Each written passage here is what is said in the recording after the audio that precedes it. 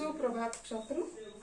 हम यानी भिक्षुक कविता के बारे में कह रहे थे कि यानी आज का जो लेक्चर है वह यानी ऑप्शनल हिंदी का है। ऑप्शनल हिंदी में जो कविता है वो कविता के बारे में हम चर्चा कर रहे थे और इस कविता के कवि जो है वह है निराला जी। निराला यानी सूर्यकांत त्रिपाठी निराला है और उन्होंने अपने इस कविता में यानी एक भिक्षुक का चित्रण कर दिया है और वो भिक्षुक कौन कैसा है ये उसके बारे में क्या है। तो यानी निराला जो है छायावाद से निकलकर प्रगतिवादी साहित्य में आए थे और उन्होंने यह प्रगतिवादी दृष्टि से ये कविता लिखी हुई दिखाई देती है।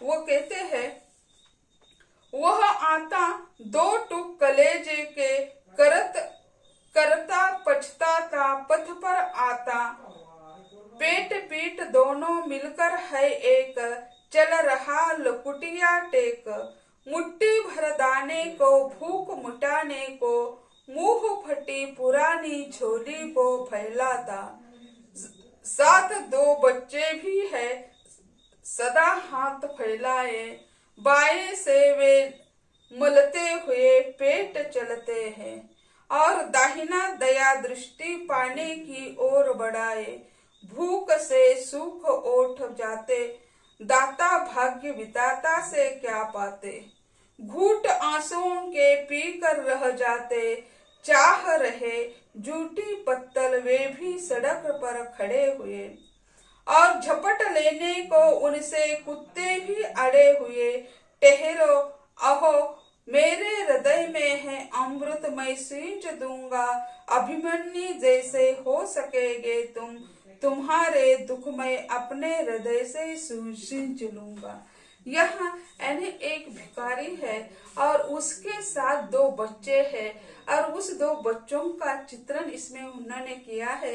वे कहते हैं, वह आता दो टुक कलेजे के करता पछताता पथ पर आता, दो टुक कलेजे यानी उनके वे बच्चे हैं यानी कलेजे के टुकड़े यानी जैसे हम कहते हैं मराठी में काळजाचा टुकड़ा, यानी उसके वो दो बच्चे हैं और उसे वो क्या कर देता है, उसे पथ पर आता यानी उनको लेकर रास्ते पर आ जाता है, पेट पीठ दोनों मिलकर है एक, चल रहा लटकुया टेक, यानी पीठ और पेट एक हो गया है।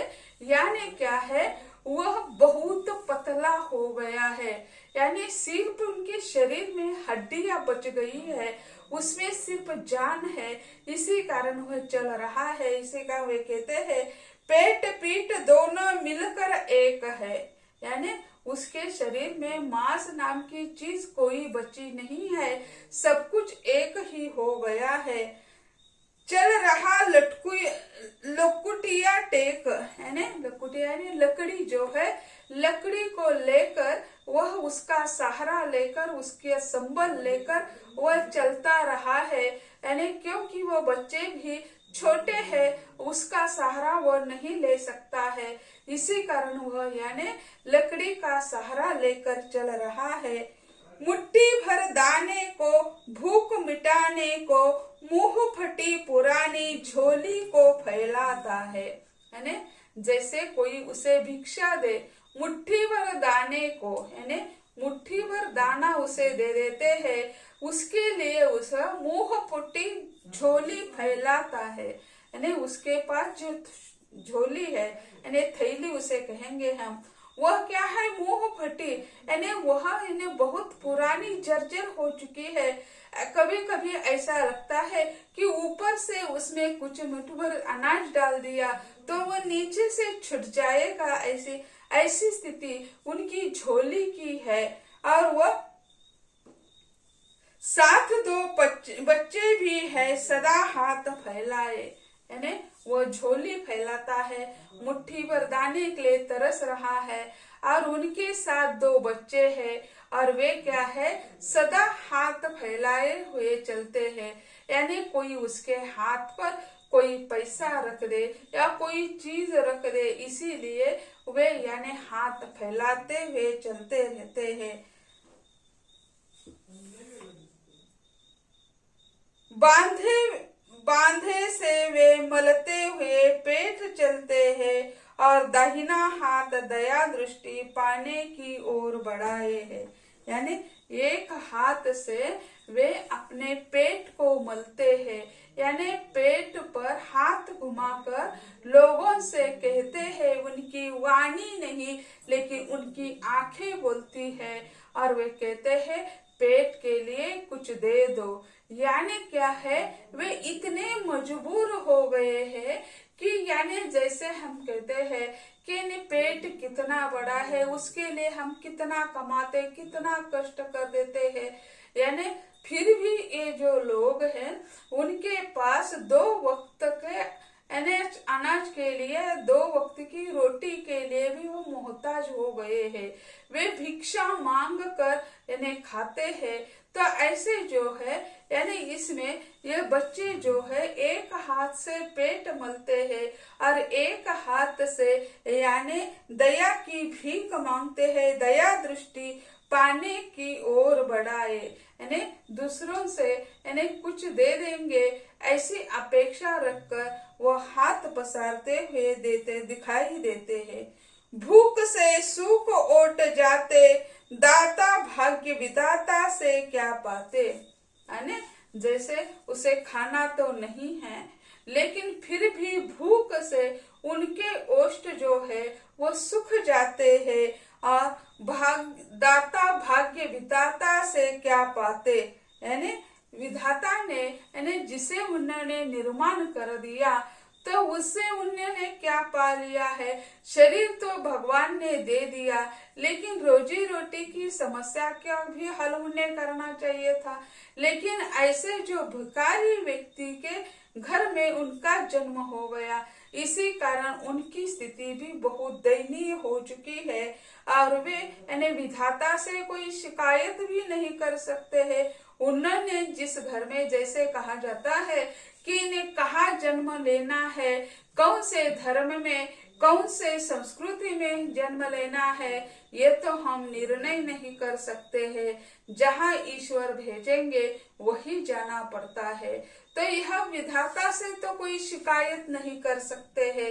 विधाता से उन्होंने क्या पाया, ऐसे सवाल यानी निराला जी करते हैं।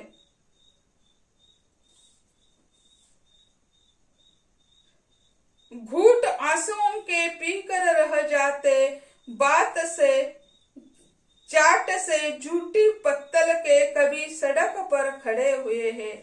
घूट आंसुओं के पीकर रह जाते हैं यानी क्या कि यानी दुख होता है, यानी भगवान ने ऐसे घर में ऐसे परिवार में हमें क्यों भेजा। तो उसी समय उन्हें दुख होता है तो वे अपने आंसुओं को स्वयं पी जाते हैं। अपना दुख अपना ही समझकर वे यानी शांत हो जाते हैं, चुप रह जाते हैं। उसके लिए कोई पर्याय नहीं है। तो विधाता ही उसका निर्माता है, उन्होंने ही उसकी व्यवस्था करनी चाहिए थी। लेकिन जहाँ उन्हें भेजा गया वहाँ की व्यवस्था तो बहुत अलग है और वे यानी पी कर रह जाते हैं अपने आंसू, वह स्वयं पी कर रह जाते हैं। यानी आंसू पीना यानी क्या, अपना दुख अपना समझकर यानी शांत हो जाना है। चाट रहे झूठी पत्तल वे कभी सड़क पर खड़े हुए, यानी जैसे झूठा खाना कई लोग कड़ा कचरे में फेंक देते हैं तो वो पत्तल जो होते हैं वो पत्तल कभी कभी वे यानी रास्ते पर खड़े होकर चाटते रहते हैं। बासी खाना लोग बाहर छोड़ देते हैं या झूठे पत्तल जहाँ यानी जैसे हम मानते हैं कोई समारोह होता है तो समारोह में यानी बहुत अच्छे अच्छे मिष्टान्न बनाए जाते हैं, लोगों को जबरदस्ती जबरन खिलाया जाता है। लेकिन ये भिखारी जो होते हैं वह उस समारोह के द्वार पर भी कहीं इधर उधर दिखाई दिए तो लोग उसे हटाते हैं, वहीं से डांटते हैं, लेकिन उन्हें कोई नहीं कहता। ठहरो, तुम्हारे लिए इन्हें थाली भर के खाना ले आएंगे। ऐसा नहीं होता। लेकिन उसी समय वे लोग जो है झूठे पत्तल कहीं बाहर दिखाई देते हैं तो भी उसे वह चाट कर उसका स्वाद ले लेते हैं। इतनी दर्दनाक स्थिति है कि उसी समय यानी दोनों में झगड़ा रहता है। कुत्ते भी उसकी राह देखते हैं कब झूठे पत्तल बाहर आ जाते हैं और हम खाना खाए। तो उसी समय कभी कभी उन्हें कुत्तों से भी झगड़ कर पत्तल को लेना पड़ता है। कितनी दर्दनाक स्थिति है। व्यक्ति को इन्हें पेट भरने के लिए जो अन्न चाहिए उसके लिए कुत्तों से झगड़ना पड़ता है। और वे कहते हैं कि इन्हें चाट रहे झूठे पत्तल अभी सड़क खड़े रहकर सड़क पर और झपट लेने को उससे कुत्ते भी अड़े हुए, यानी कुत्ते भी उनके हाथ से जो पत्तल है वह यानी लेने के लिए उसके सामने खड़े हुए होते हैं। ठहरो, वह अन्य स्वयं की बात कहते हुए कहते हैं, ठहरो, अहो मेरे हृदय में है अमृत, मैं सींच दूंगा, अभिमन्यु जैसे हो सकोगे तुम। यानी जैसे हम मानते हैं अभिमन्यु, उसे वे कहते हैं कि यानी ठहरो, झूठे पत्तल मत खाओ। और वह कहते हैं कि यानी मैं मेरे हृदय में तुम्हारे लिए अमृत है, मैं सींच दूंगा। यानी मेरे मन में जो करुणा है उस करुणा से मैं आपको द्रवित कर दूंगा। और वे कहते हैं तुम क्या है, अभिमन्यु जैसे वीर अभिमन्यु वीरता का प्रतीक माना जाता है। उसे मारा गया लेकिन छल कपट से मारा गया। वो कभी मरने वाला नहीं था, उसके साथ छल हो गया और वो उसमें मर गया है। तो वैसे वीर है क्योंकि खाने के लिए ये दो बच्चे जो है उस कुत्तों से लड़ रहे हैं, उससे वे यानी स्वयं के लिए खाना वहीं से ढूंढने का प्रयत्न कर देते हैं। तो यानी तुम अभिमन्यु जैसे हो सकोगे तुम्हें दुख में तुम्हारे दुख में अपने हृदय से सींच लूंगा। तुम्हारा जो दुख है उसी को मैं अपना मान लूंगा। तो ऐसे जो है उन्होंने अभिमन्यु का उदाहरण देकर उन बच्चों का हौसला तो बढ़ा दिया है, क्योंकि अभिमन्यु कोई साधारण व्यक्ति नहीं है, एक राजपुत्र है। और कृष्ण जैसे यानी जैसे विष्णु का अवतार कृष्ण को मानते हैं, उनका भांजा है। उनके पास कुछ भी कम नहीं है, ना ज्ञान है ना कुछ चीज कम नहीं है, फिर भी उन्हें उसी समय मारा जाता है। यह कृष्ण को पहले से पता था, लेकिन वे उसे कुछ पर नहीं कहते, क्योंकि नियति के आगे कोई कुछ नहीं कर सकता है। इसी कारण उन्होंने यानी महाभारत का युद्ध होने के पहले ही उसका उत्तराधिकारी तैयार करने के लिए उनका अभिमन्यु का विवाह कर दिया था। तो ऐसे जो है यानी वे तो त्रिकालदर्शी थे, वे श्री कृष्ण तो त्रिकालदर्शी थे, विष्णु थे, इसी कारण उन्हें सब कुछ पता था। फिर भी अभिमन्यु जैसे यहाँ उन्होंने कहा है निराला जी ने उन बच्चों को कि यानी तुम बहुत शूरवीर हो, क्योंकि उस कुत्तों से तुम पत्तल छीन कर खा जाते हैं, तो इसी कारण तुम क्या है, शूरवीर है। तो ऐसे जो है उन्होंने तुम्हारे दुख में अपने हृदय में सींच लूंगा, यानी तुम्हारा जो दुख है वह मैं अपने हृदय पे सींच लूंगा या मैं उसे अपना लूंगा। ऐसे वे कहते हैं। कौन उन भिखारी के बारे में देखता है, जैसे हम कहीं भी चले जाते हैं मंदिरों में, तो यानी सभी मंदिरों के सामने ये भीख मांगने वाले लोग होते हैं। कोई मजबूरन भीख मांगते हैं तो कोई आदत डालकर, क्योंकि यानी जैसे हम कहते हैं दो प्रकार के भिखारी होते हैं। कई भिखारी करोड़पति भिखारी होते हैं। यानी पिछले कई महीने बंबई में एक भिखारी मर गया, तो उसके पास इतना सारा पैसा था कि लगभग 4-5 गोनियां पैसा उनके घर में मिल गया। लेकिन क्या है, जैसे 3 साल पहले नोटबंदी हुई थी हिंदुस्तान में, उसी समय जैसे हैदराबाद जैसा बड़ा, या बेंगलोर, हैदराबाद बहुत बड़ी आईटी कंपनियां हैं, और वही भीख मांगने लोग जो है वह यानी ट्रैफिक जहाँ होता है, सिग्नल होता है, वहीं पे होते हैं और वो लोगों से भीख मांगते हैं। तो उसी समय लोग कहने लगे कि अरे हमारे पास छुट्टा नहीं है, पैसा नहीं है, बैंक से पैसा नहीं मिलता है, नोटबंदी है। तो लोग उसी समय वो भिखारी कह रहे थे हमारे पास मशीन है, स्विप कार्ड है, स्विप मशीन है, उसमें कार्ड दे दो, आपको जितना देना है, हमें 1 रुपया 2 रुपया जितना देना है। वो मशीन ने सिग्नल पर मशीन दिखाते। कई ऐसे कई बड़े बड़े भिखारी, उनके बड़े बड़े महल होते हैं, गाड़ियां होती है, और फिर कई स्कूल भी होते हैं।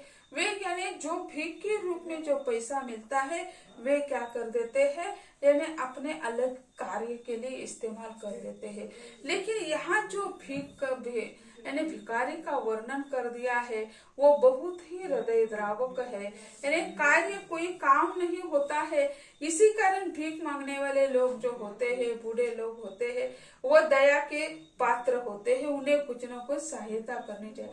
लेकिन उन पर कोई रहने वाले जो होते हैं, उनकी कमाई पर काम करने वाले होते, कई कई इलाके ऐसे हैं कि छोटे बच्चों को पकड़कर उसका हाथ पांव काटकर उसे पंगु बनाया जाता है, उसे भीख मांगने के लिए भेजा जाता है। और फिर यानी वो भीख जो भीख के रूप में मिलने वाले पैसे उनके साहूकार को देना पड़ता है, और वो 2 वक्त का खाना दे देता है, फटा हुआ कपड़ा दे देता है। तो ऐसे जो है यानी उस पर भी वो साहूकार बन जाते हैं। लेकिन ये भिखारी जो है वो अलग है। तो ऐसे भिखारी की परिभाषा हम करेंगे तो इन्हें अनेक प्रकार के भिखारी हमें दिखाई देंगे। तो ऐसे जो है यहाँ यानी निराला ने जो भिखारी का वर्णन कर दिया है वो वास्तववादी भिखारी है, और वह अपने 2 बच्चों के लिए यानी वह भिक्षा मांगता हुआ दिखाई देता है, और बच्चों को कहीं वह छोड़ भी नहीं सकता है, वह छोटे बच्चे हैं, और फिर उसके पेट की समस्या है, और पेट की समस्या को बुझाने के लिए वे तीनों मिलकर यानी यहाँ यानी भीख मांगते हैं। और निराला जी कहते हैं कि यानी तुम्हारे दुख को मैं मेरे दुख से यानी मेरे हृदय से यानी उसे सींच दूंगा, यानी तुम्हारा दुख मैं अपना मान लूंगा। अपने मानने से और वास्तव में उसे स्वीकार करने से कुछ नहीं होता, दुख जिसका दुख है उसका ही रहता है। जैसे हम देखते हैं निराला जी के जीवन में भी उसी तरह की स्थिति आई है। शायद उन्होंने भीख नहीं मांगी, लेकिन वह उसके दरिद्र जो है, अर्थाभाव जो है उनके जीवन में प्रारंभ से जीवन के अंत तक यानी अर्थाभाव रहा है। इसी कारण जो है यानी उन्हें उस भिखारी की दया आ जाती है, और उनकी वास्तविकता का चित्रण करना वे अपना उद्देश्य मानते हैं।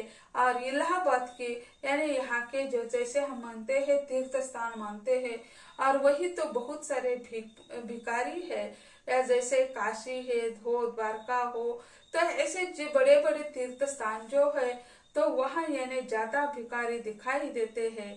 तो ऐसे ये भिखारी अलग होते हैं, और जैसे घर घर द्वार द्वार घूमकर या चौराहे पर खड़े रहकर भीख मांगने वाले जो अलग होते हैं। तो उन्होंने यहाँ यानी निराला जी ने अपनी प्रगतिवादी दृष्टि को पनपने दिया है। प्रगतिवादी विचार जो है उन्होंने यानी अपने प्रगतिवादी विचारों को इस कविता के माध्यम से चित्रित करने का प्रयत्न कर दिया है। तो यानी जैसे निराला जो है वह यानी मानवता के प्रतीक माने जाते हैं। उनके कार्य ही ऐसा था, कभी कोई सामने आ जाता है तो जेब में जितना पैसा है उतना दे देते। एक प्रसंग है, तो निराला जी ऐसे ही कई ठेले पर कुछ खा रहे थे, और उसी समय पकोड़े खा रहे थे, और उसी समय एक स्त्री आती है और कहती है कि मुझे कुछ खाने को दे दो, पैसा दे दो। तो वो कहते हैं कि हम ये खा रहे हैं तो पकोड़े, तो वो खा ले। तो वो कहती है पकोड़े खाने से पेट नहीं भर जाएगा, तो मुझे कुछ पैसा दे दो और मैं यानी खाना खा लूंगी। तो वो कहते हैं कि तुमने कितने दिन से खाना नहीं खाया? तो वो कहती है 2 दिन से खाना नहीं खाया। तो वो कहते हैं कि आज खाना खाने के लिए कितना पैसा चाहिए? तो वो कहती है कि 5 रुपया चाहिए। तो वो कहते हैं मैं 50 रुपए दे दूंगी तो कितने दिन भीख नहीं मांगूंगी। तो वो कहती है 10 दिन भीख नहीं मांगूंगी। तो कहता है कि 10 दिन में 100 रुपए दे दूंगा। तो वो कहती है 20 दिन में भीख नहीं मांगूंगी। तो जेब में उनके 100 रुपए की नोट थी, वो उनके हाथ में थाम लेते हैं और निकल जाते हैं। तो ऐसे दिल से दिलदार व्यक्ति निराला दिखाई देते हैं। वे स्वयं के बारे में, अपने परिवार के बारे में कभी सोचते नहीं है। यानी ऐसे ही, क्योंकि दुख को उन्होंने बहुत नजदीक से देखा था और उसे अनुभूत किया था। दारिद्र्य क्या होता है ये भी उन्होंने देखा था। दरिद्रता के कारण ही वे अपनी पुत्री का भी इलाज नहीं कर सके। उनकी पत्नी तो पहले यानी बीमारी की वजह से चली गई थी और उस बीमारी से उनकी लड़की भी चली गई। और ऐसे यानी इसी कारण यानी दरिद्रता क्या होती है उसी को उन्होंने स्वानुभव किया था। इसी कारण उन्होंने अपनी जो कविता है भिक्षुक कविता में पूरी मानवता के साथ उसे संजोया है। तो ऐसे यानी प्रगतिवादी कविता लिखने वाले निराला जी है, वो दूसरों के प्रति यानी बहुत सचेत संवेदनशील दिखाई देते हैं। तो ये भिक्षुक इस कविता में उन्होंने यानी प्रगतिवादी दृष्टिकोण को अपनाया है और इसमें मानवता का भी यानी चित्रण कर दिया है। तो ऐसे ही जो निराला है वह यानी हिंदी साहित्य के छायावादी है, प्रगतिवादी है, प्रयोगवादी नहीं लेकिन प्रगतिवादी साहित्य उन्होंने लिख दिया है। और भिक्षुक कविता के द्वारा उन्होंने मानवता का संदेश देने का कार्य कर दिया है। तो यह कविता समाप्त होती है। धन्यवाद।